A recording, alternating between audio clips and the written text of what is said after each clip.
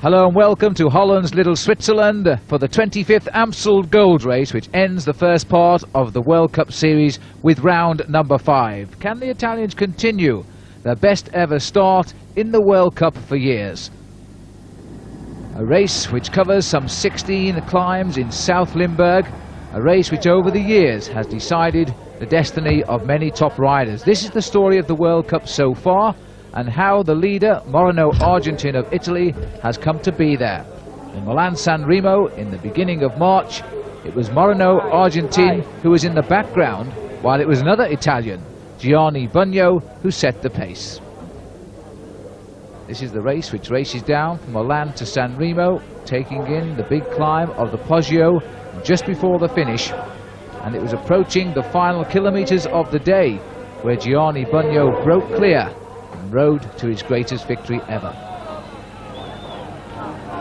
Coming up close and quickly behind him was Rolf Goltz of West Germany, but not quick enough, and Bugno was the first leader of this year's World Cup. And while Bugno was greeting the winners, finishing this race in 4th place was Moreno Argentin of Italy. That was significant because interest then moved across from Italy to Belgium, and it was in a great race, the Tour of Flanders, where Moreno Argentin, here he is, wearing the colours of the champion of Italy, began to show the form that everybody believed he had. Catching an attack by Laurent Fignon, the winner of Milan San Remo last year and the year before that, Argentin went clear. Only one rider, in fact, tried to catch him, and that was Rudy Dahnens of the Belgian of the PDM team from Holland. Dahnens caught Argentin, together they worked, and they stayed clear, holding a tenuous lead of some 15 seconds as they were chased all the way to the line by the head of the main field. Argentin proved too quick for Rudy Dahnens, and this win gave him the lead in the World Cup. So Moreno Argentin, his form revealed, chose not to ride in the Hell of the North, the Queen of the Classics from Paris to Roubaix. He decided to miss this one out. As riders clattered over 55 kilometres of broken road, Adrie van Hooijdonk, third in the race a year ago, was in the sprint at the finish again this time. But this was to be a historic sprint. Van Hooijdonk opened the race for the line on the velodrome at Roubaix. Steve Bauer, the Canadian, took his wheel. And the man who's third, Eddie Plankett. Plankett chose to go over the top of Van Hooijdonk, Bauer underneath him. Then the Canadian on the right, and the Belgian race for the line. See if you can judge the winner. The official verdict, 0.5 millimetre. Absolutely impossible, some say. Eddie Plankett, though, was declared the winner, while Steve Bauer left the arena. The overall lead, however, stayed with the Italian Moreno Argentin, so the race went back over to Belgium in the World Cup Series to Liège-Bastogne-Liège. This was another competitive race over the closing miles, after the first half was held in atrocious weather conditions. Erik van Lancker, the rider who won the Amstel Gold Race a year ago, was soon on the attack as the finish approached. Van Lancker, who, it was rumoured, had heard that Eddy Merckx, the great Belgian who's the team manager and selects the World Championship team, had chosen not to think of him this year. Well, he'll have to think of him now, because Erik van Lancker has added the best classic win of his career to his record, the Liège-Bastogne-Liège, Belgium's oldest classic race. And Moreno Argentin, well, he kept his overall lead in the Perrier World Cup Series because he came across the line in 6th place. So this now is the individual standings in the World Cup as we face up to the Amstel Gold Race. Argentin with 58 points, Rudy Dahnens has 52, Bugno, the winner in San Remo, he's third. Johnny Tarland, who is third in the Tour of Flanders, he lies in 4th place. Fondriest is 5th, but he doesn't ride today in Holland. In the team standings, Panasonic, after 2 excellent races in both Paris-Roubaix and in Liège-Bastogne-Liège, they have a 10-point lead over Chateau Dax and the Swiss setup Helvetia. And in 4th place, PDM, the defending World Cup holders, but they're quite some way behind Panasonic. So today might be the day then for the PDM team to take their revenge. This is the course, 249 kilometres the race.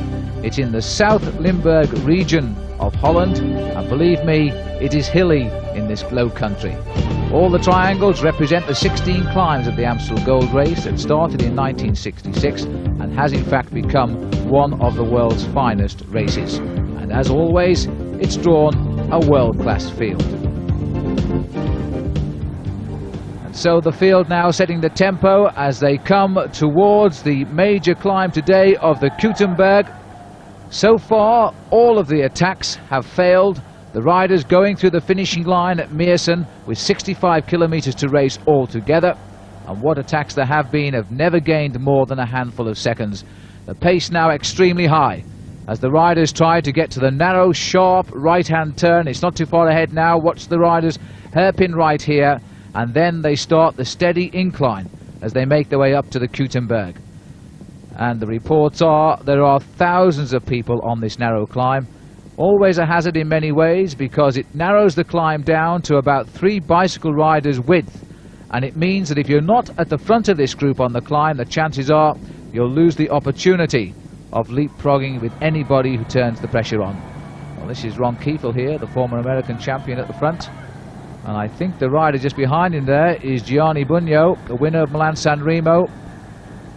And so quite clearly Bugno is interested in this race now. He's had a little bit of a dip in his form since he won Milan-San Remo, but he's still very well in contention in the World Cup Series. Phil Anderson also up here near the front. But Bugno is the man setting the pace, and that's Claude Coquillon at the front of these two riders who has punctured, and it's a teammate who's giving him a wheel here. So Claude Coquillon, that's bad luck because Coquillon today was being talked about as the real favourite for this race. And this couldn't have happened at a worse time. The narrow road of the climb of the Keutenberg and the selfishness, or the selflessness rather, of the rider who's giving him a wheel, which is the job of the domestique. Now Coquillon has the job of proving why he's the team leader. He's getting back to the race well here. Demonstration of the power of Claude Coquillon, whose form has been coming gradually right through these spring classics. Hasn't had the results he really wanted, of course. He won Flèche Wallonne last year and he was a real challenge in Liège-Bastogne-Liège, but that hasn't come for him just yet. But he's having no difficulty at all, and there's another rider, and that in fact looks like de Klerk, who's waiting to pick up Claude Coquillon. And so that'll be the last leg he'll require to get back into the field. And it is Peter de Klerk who's picked him up here to pace him back in.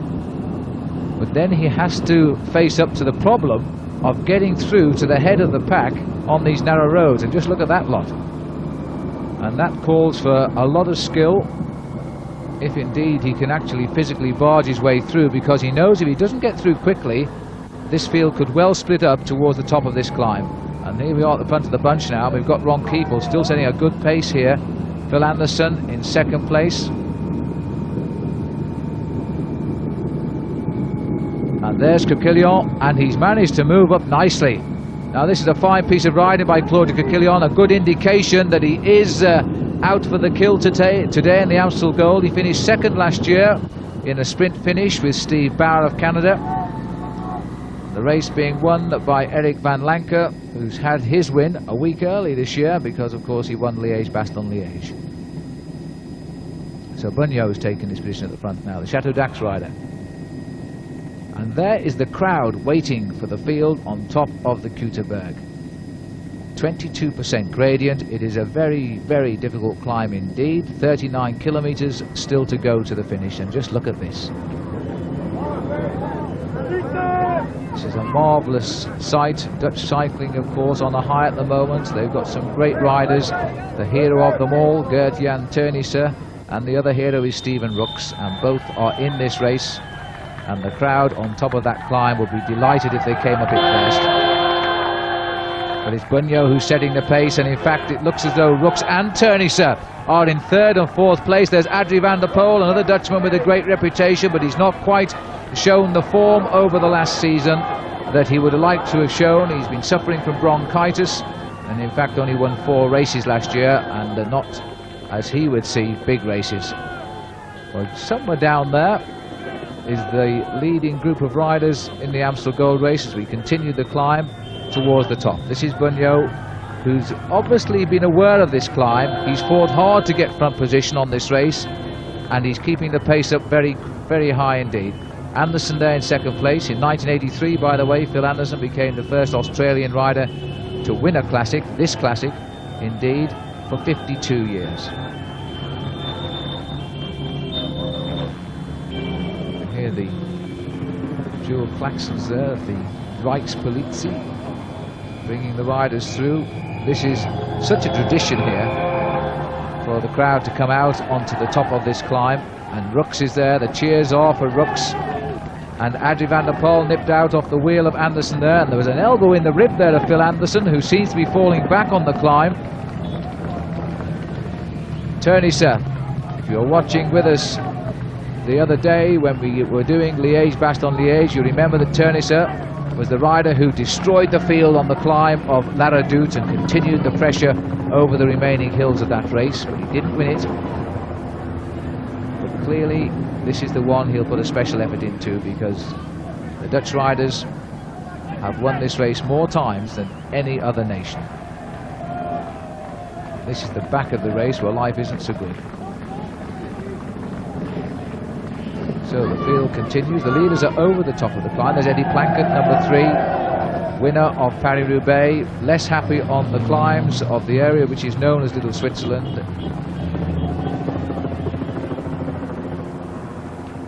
And just study the faces of some of these riders and you get some idea of the pain.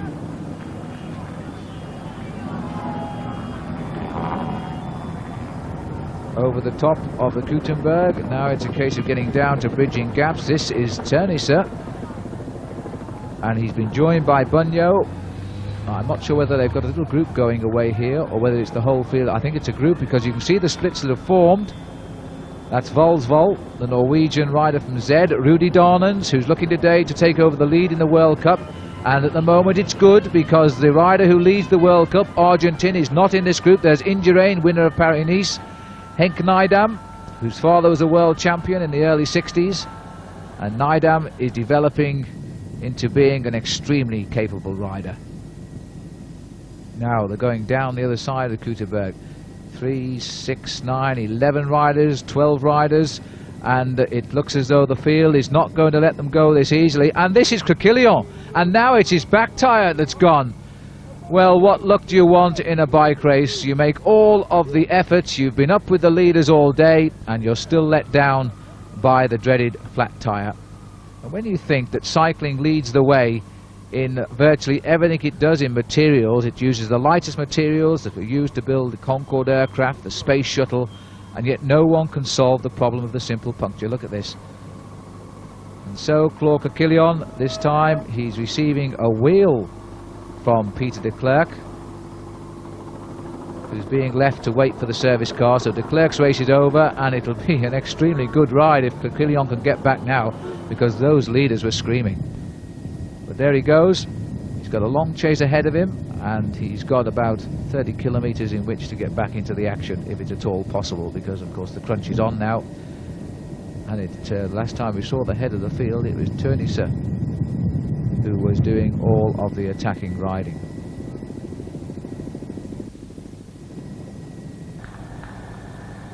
And there's Turnisse again going on the attack. So once more Turnisse attacks. We're now in Hulsberg, and that's Pensek of the Z team, almost hesitant there as he went up the outside, and they've given a terrific lead to Turnisse. There's been a lot of attacking riding going on. The reaction is coming. There's Henk, Jelle Nijdam, rather, almost call him by his father's name, Henk, did seem to have countered the move, but he's dropped back into the group. Number 81 here is Gilles de Lyon. There's a definite gap being allowed to open. And rider 64, well, that'll be Ballerini who's riding well. Here's that attack again, and he's timed it perfectly, you see, into a tight right-hand bend, and then accelerate out as hard as you can. De Leon looks over his shoulder and wants some help. Now we can go up to the two leaders, that they have established a lead. And Turnisse has got what he wanted. At last he's been allowed to break away clear. And just look at his face. He never appears to feel the pace, this man from Holland. He's got the gap he wants now. The field is reassembling behind. The question is, can he keep it? Come back soon. And welcome back to the Amstel Gold Race. The two riders, Geert-Jan Teunissen in the lead here from Holland and the Panasonic team, and the Z rider Ronan Pensek from France are still clear, and the time gap, as far as we can establish, is around 35 seconds. It looks as though the face there on Pensek is telling us he's really under pressure. And the face of determination from the man who really should be a poker player. He never gives away how he's feeling deep down. He just keeps that expressionless face and concentration. This is Ballerini, the Del Tongo rider, without his leader, Fondries today, who's trying to go, Marc Sargent, number 5, and this is the head of the main field, which continually is regrouping here. 51 is the magic number today, because that's the leader of the World Cup, Moreno Argentin. Again, we're seeing him in at the kill of a World Cup race, just as we have done all this spring. So the reaction is coming. Now, can these two riders hold off the chase? There's still a number of climbs to come, including the famous Coburg, which is the climb out of Valkenburg that was used for the World Championships 12 years ago, when Jan Roos, of course, won.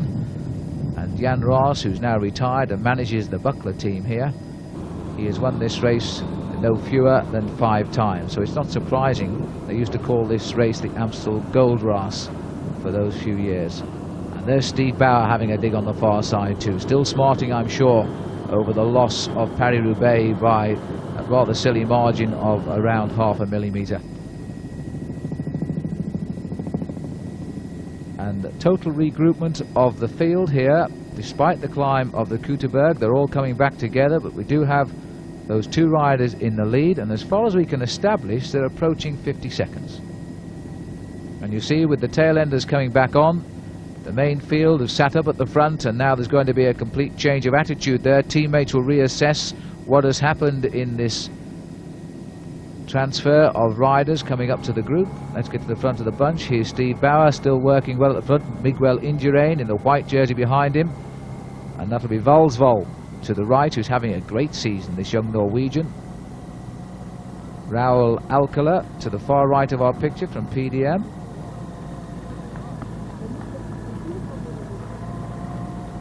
Well, there's no sign of slacking here. The riders quite clearly are preparing to try and bring them back. Jean-Claude Leclerc is taking up the pace, and on his back wheel is Stephen Rooks.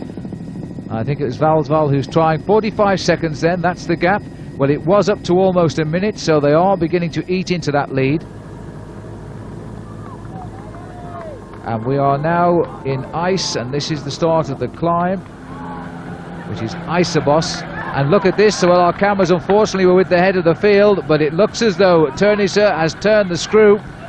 He's showing tremendous form in the climbs over these last couple of classic races. He was marvellous in Flèche Wallonne.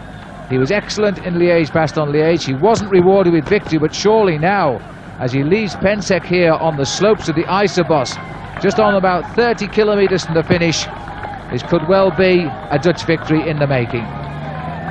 Pensek did appear to be struggling. He's had 2 wins this year, which that in itself is a sign of good form for Ronan Pensek. He doesn't normally win so early on in the season. And Teunissen coming on to the sort of form that made him such a success in the Tour de France last year, when he finished 4th and won the King of the Mountains prize.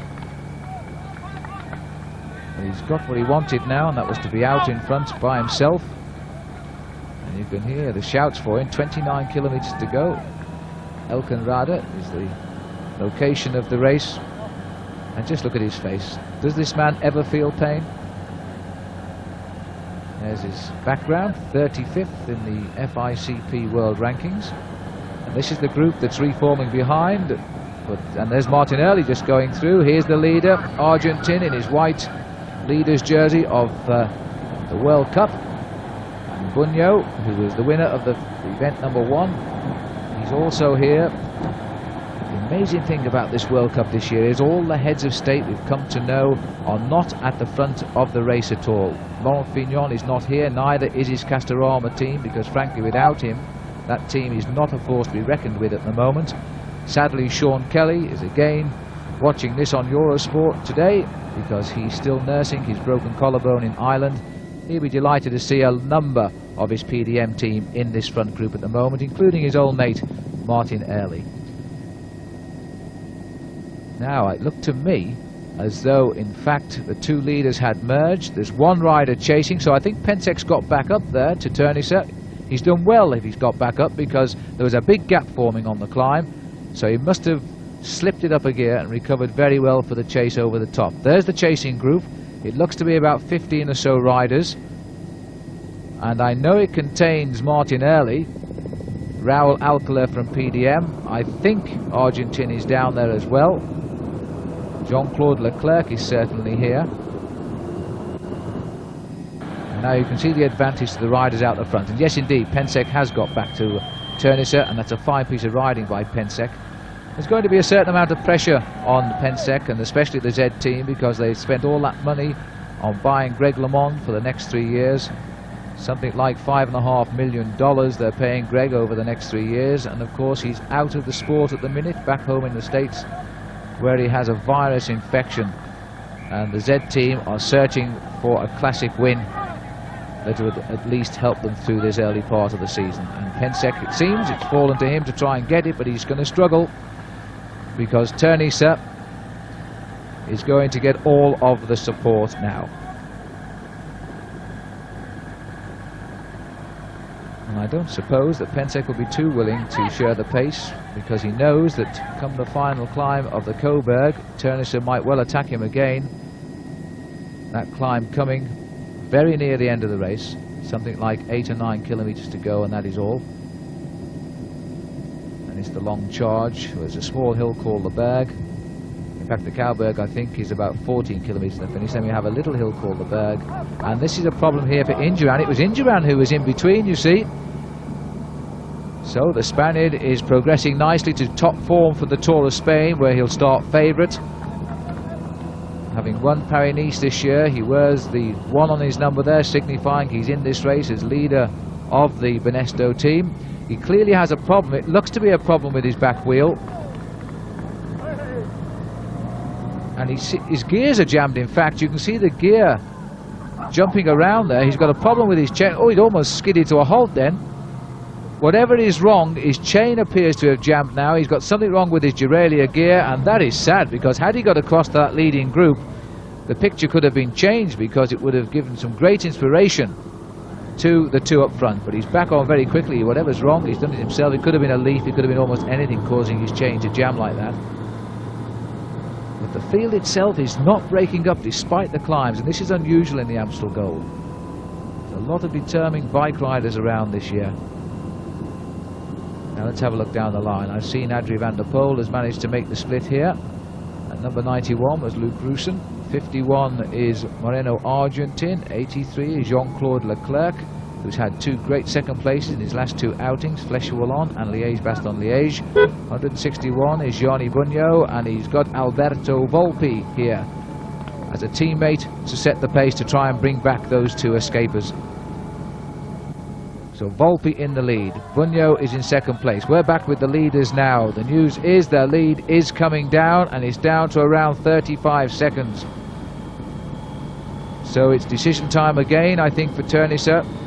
He put in that one great move that shed Pensek, but since then he seems to be not quite as nippy as he was showing us before.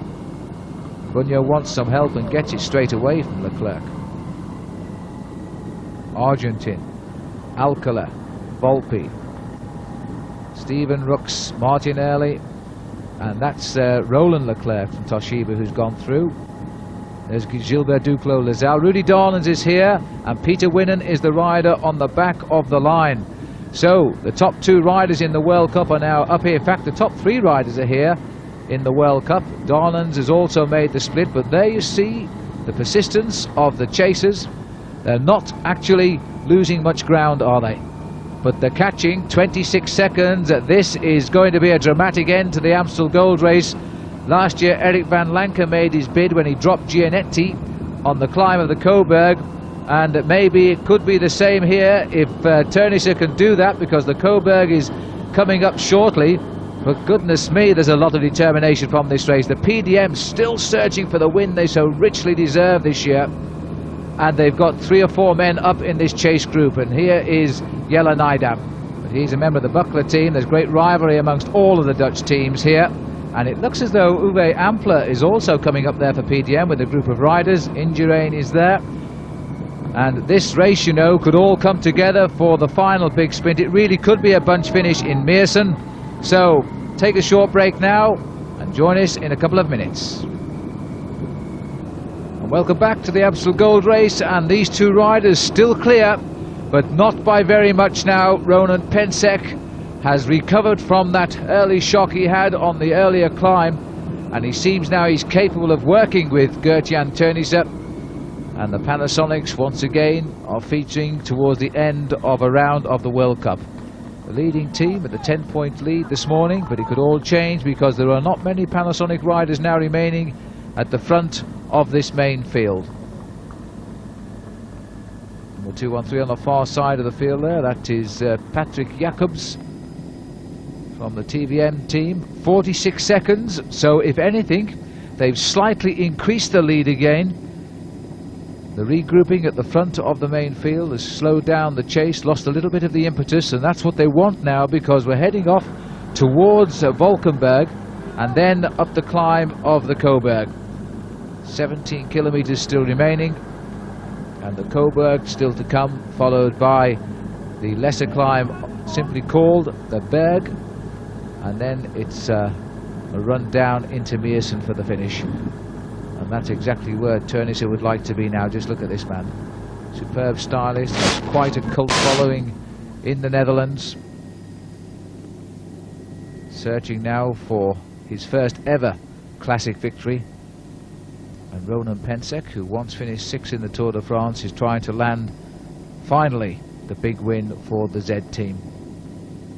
Well, the regrouping at the front doesn't seem to have been quite as big as before. Something like 25, 30 riders forming in the spearhead, and somebody shot off the front of this group. And who's going to make the next move? This is Adrie van der Poel, 227. 35 is Jelle Nijdam from the Buckler team. And number 91 there is Luc Russen. And right at the head of the field is Olaf Ludwig, the Panasonic rider, the East German Olympic champion. He's come up too. And the gap is going up again. Now this is looking extremely good for the two leaders. 65 seconds we're up to now. If he gets much more than that, I think it'll be enough. But the counter-attacks are coming off the front of this group. This is Raul Alcala just at the bottom of our camera there, the PDM rider. Now let's go up and see who's moved clear of the field. Well, this rider here is Volpi, who's been a great teammate for Gianni Bugno here today. But Volpi is trying to cross the gap alone, and we'll see who else is up here.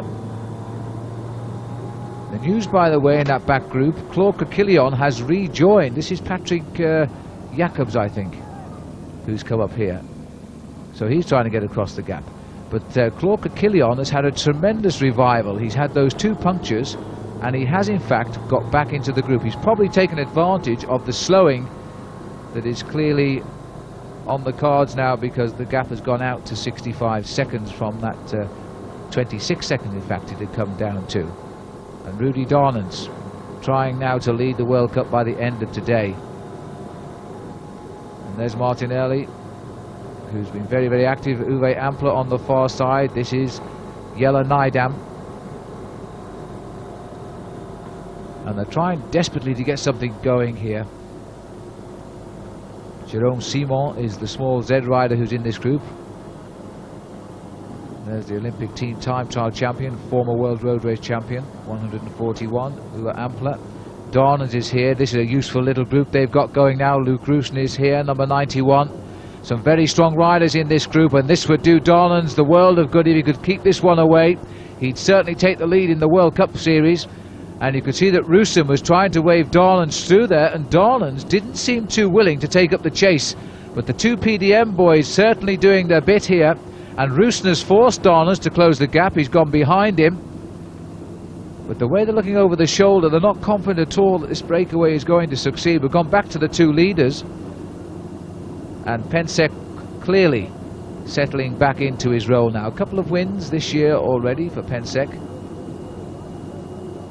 Heading down now towards Valkenberg, and then the climb up the Coburg. These beautiful narrow roads which are bound here on the German borders with the Netherlands. So really a very pleasant area. It's a holiday area normally. In the height of the summer you'll never get a hotel bed down here in Valkenburg. It brings the light to the fact that Holland is completely flat. And this Amstel Gold Race began in 1966, celebrating today its 25th year. And the Dutch cyclists have won it 13 times. The last winner was Nijdam himself in 1988, and he's been in the thick of the action all day today, and he's now in this chasing group of some 8 riders. Well, now this group has got off the front. There's every chance that the chase will become so determined they will eat into the lead of the two up front. The strange thing is, there is not a Panasonic rider up in this group, and that is very unusual for Panasonic to make a mistake like that, but they haven't put a man in this chase group, and there's every indication, in fact, that over these last few kilometres, the Panasonic team have been taking the pace a little bit hard. Steven Rux, who was up in the action, has disappeared from the front of the group. Ludwig is certainly up there. 13 kilometres now, that's all that remains of the 25th Amstel Gold Race. This breakaway group is making good progress. In fact, there are 6 riders in the chase group. Let's have a look up the road. There is still a gap, and quite a good gap too. It's all possible now for these 2 riders, and Pensek, who was dropped earlier on and is now seemingly settling in back up the front here with Turnisse. There's every chance now that this race will be decided on the climb of the Coburg. Although it's coming down again, 45 seconds, it's hovering. They're the 2 leaders, making the way now through Valkenburg. And then straight out of Valkenburg, there'll be a big crowd waiting on the climb of the Coburg. It really was a great World Championship won by Jan Roos in the late 70s. Here's Peter Post now with a word of advice for Gert-Jan Turnisse, who just seems to take it so nonchalantly. Pensek showing signs of recovering. And here's the crowd in Valkenburg as we swing round towards the Coburg. We're now joining that World Championship circuit.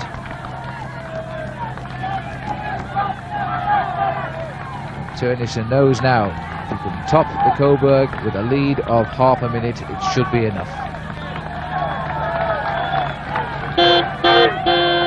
I'm wondering what Pensek might be thinking. There's the gradient, 14% as we go up the Coburg. And just look at this crowd. The actual steep part of the climb comes nearer the top as we climb away from the village. And Turnisse now, will he try and rid himself again of Pensek? He's done it once already on the Iserbosch climb, which was about 31 kilometres from the finish. But there's been every sign here that in fact Pensek has gone through that bad patch and he's looking a lot better now. And the Amstel Gold Race bringing out the spectators in the tens of thousands, as it always does.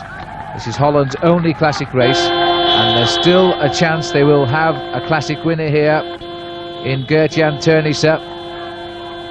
But Pensek matching him, pedal turn for pedal turn. He's not going over him. And this is Steven Rux here, lower down the climb. And in fact, Rux coming back up to this chase group. So Rux has come from the main field to this chase group.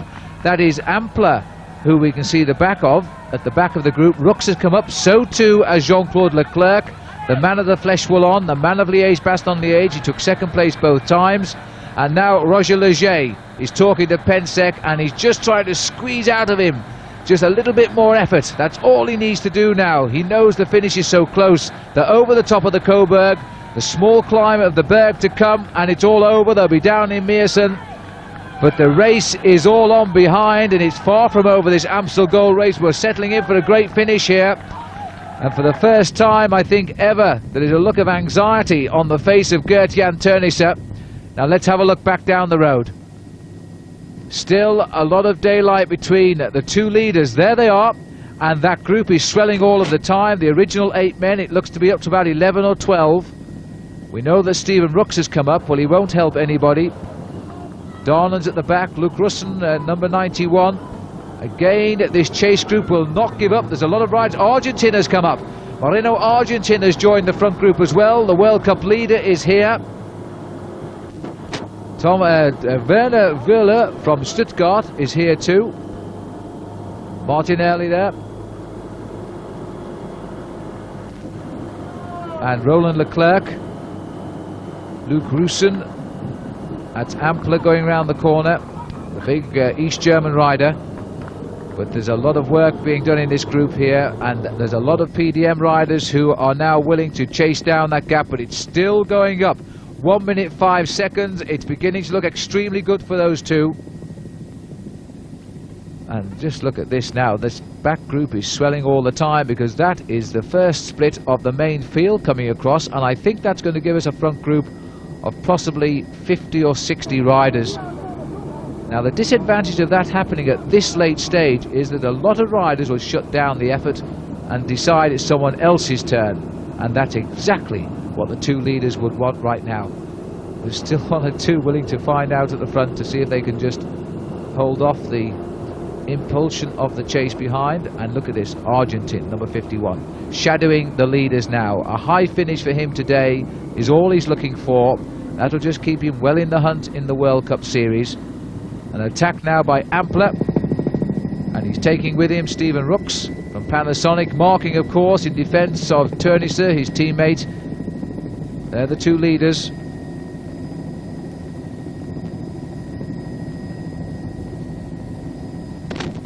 So it looks like we have Rooks and Ampler, and up the road here we have the two leaders. And Pensek now, I think, is living on what little reserve he has left. This has been a great ride by Roland Pensek. It looked as though he was dead, foot and soul about an hour ago, and now he seems to have recovered well. On towards the final climb. Pensek now willing to work all of the time with Turniser, marking him very close. He's not going to allow him the chance to slip away from him again. This is the field completely regrouped behind, so the big field are now going to have to settle down in these last few kilometres to the finish, and there can't be more than 8 of them, I don't think, as the field is regrouped. And I'm not sure, but I think just up there, oh, there's a rider gone clear here, and I think up in the distance, you know, we can see the two leaders. Now the rider chasing is Martinelli. That's a good move by Martinelli, and by goodness me, that duo at the front now could do with an injection of fresh blood. Martinelli then trying to go up to the leaders. He's been showing some good form these last couple of weeks, Martinelli, and deserves a good result. But as Martinelli tries to go clear, that chase group is not very far behind. This race always seems to bring great rivalry amongst the Dutch teams, the Buckler team, the PDM team, Panasonic, and Adrie van der Poel's Weinmann team. That's Leclerc who's slipping away at the front. This will be Roland Leclerc, not to be confused with Jean-Claude. And he's gone up to Martinelli, if they can get it together. But Rooks, number 4, being joined by Jean-Claude Leclerc. A rider who lives in Switzerland, but is a Frenchman, rides on a Swiss team. And there's Jelle Nijdam, looking a little bit tired on this final climb. Back with the leaders. Turniser has done all of the pacemaking on all of the climbs. I don't think he's too concerned about Pensek. He needs Pensek to help him on the flat. And if it comes to the sprint, he might do well to remember Pensek's fine finish in Milan-San Remo a couple of years ago. When Pensek finished 4th. In fact, I think it was last season. So Pensek can finish well. Maybe Roger Leger's reminded him of that when he's been up alongside him in the car. Pensek now over the top of the berg, settling down to the chase again, willing to work. You can't save anything for the finish, because if you try to do that now, the group behind will be on you, that's for sure. Here they are, still sorting themselves out, and Nijdam is still at the back of this group. Roland Leclerc is just in front of him in that red jersey. 83 Jean-Claude Leclerc checking out. Argentin is here. And again, the field are coming back. This is amazing. Alcala, little Mexican rider on the inside. There goes Alcala over the outside. So Martin Early's back in this group, and Alcala now gives it a go for PDM. So Alcala goes clear, but they're on him straight away. There's still one or two riders not willing to take up the chase, and three more riders go shooting off. Argentin goes on the corner, brakes hard, kicks out of it well. So the two leaders now, as far as I can work out, they're down to about 25-30 seconds, and there are still the riders willing to take up the chase behind, and still I can feel this race coming down to a big sprint at the finish in Meersen. This is one of the best ends we've seen for years in the Amstel Gold Race. Don't miss it, and join us in a couple of minutes. And welcome back to the closing stages of what has been, over these last 60 or 70 kilometres, a great edition of the Amstel Gold Race, the 25th. And we're now looking at three chasers trying desperately to claw back those two leaders, Ronan Pensek of France and Gert-Jan Teunissen of Holland. And this rider here is Gilles de Lyon, the strongman from the Helvetia La Suisse team, Peter Winnen of the Buckler team, and Raul Alcala of Mexico. And still the main part of the field has clawed the way back. I think it's Mark Sargent who's come back first for the Panasonics. He won't be doing any chasing. He's arrested the three breakaway riders in defence, of course, of Teunissen. Now we're back up with the leaders. But all of these counter-attacks, which are coming thick and fast, are keeping these two men right on the end of the line, and it's still possible. In these last few kilometres, they will be caught. They've been away since 38 kilometres from the finish, following an attack by Teunissen. Pensek caught him up, and together they've just hung on to a very, very tenuous lead. That's been the way of world cycling this year. Nobody, it seems, has got the class of Eddy Merckx or perhaps Bernard Hinault to ride away from the field. Everybody wants to get up there and win a major race. There is the regrouping at the front of the main field.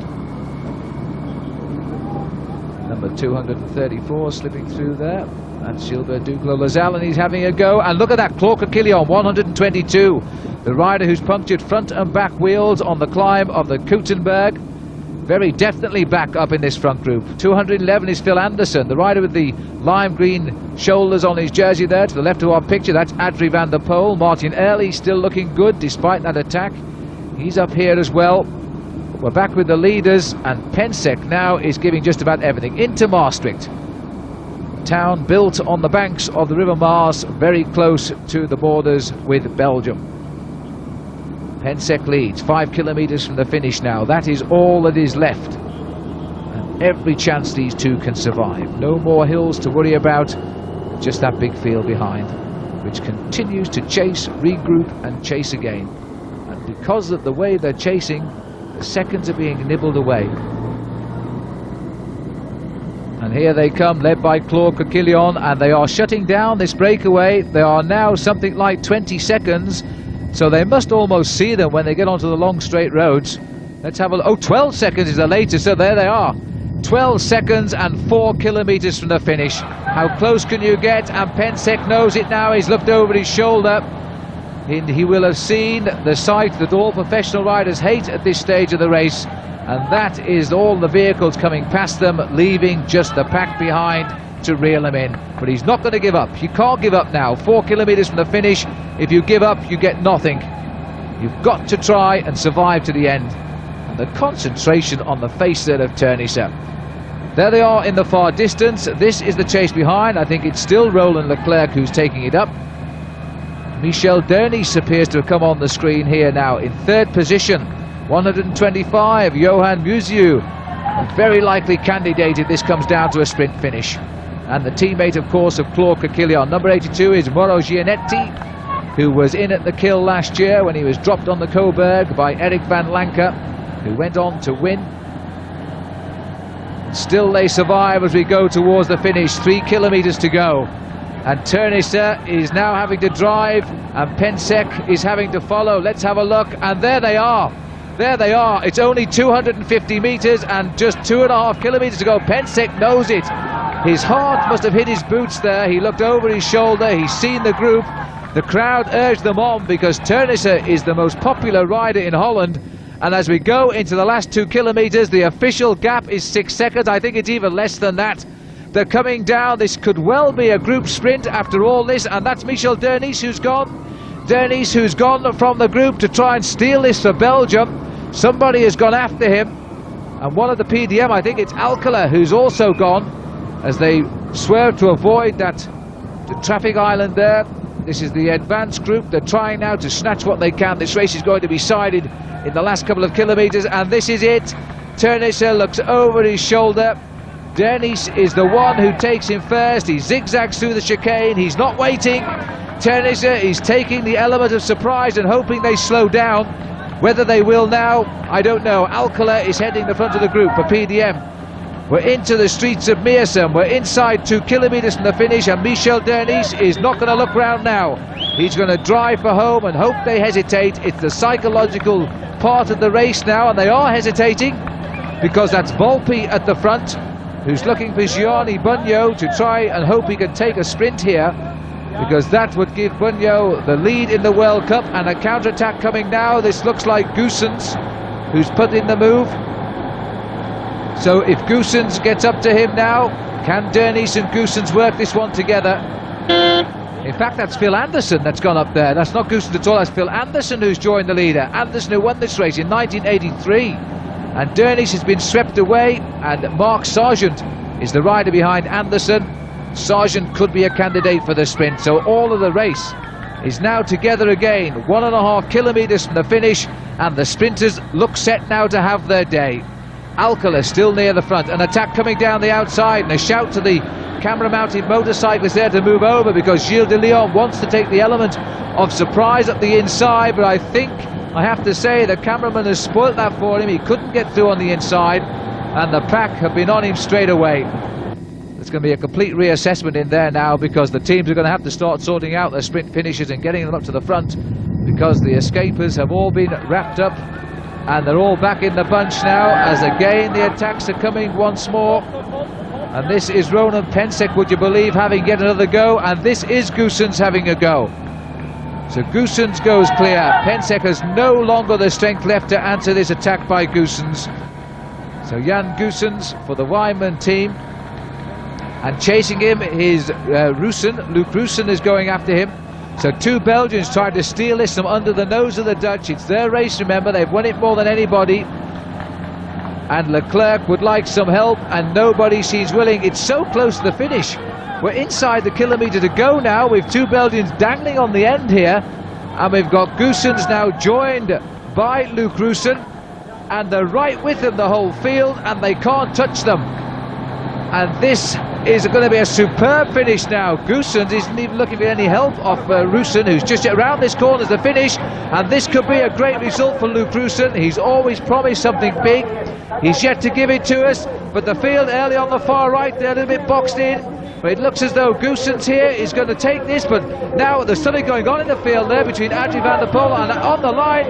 No, not on the line, just before the finish now. Russen is coming clear, which one will be his biggest win of the race. Russen, and look at the reaction from the field. Van der Poel, Adrie van der Poel, I think, has got it. Russen took his hands off the handlebars, but Van der Poel thinks he's stolen it on the line. We'll have a look at this in slow motion, but it looks to me as though we are being treated here to a Paris-Roubaix finish where Bauer and Plankett were almost dead heat. Let's have a look at that again.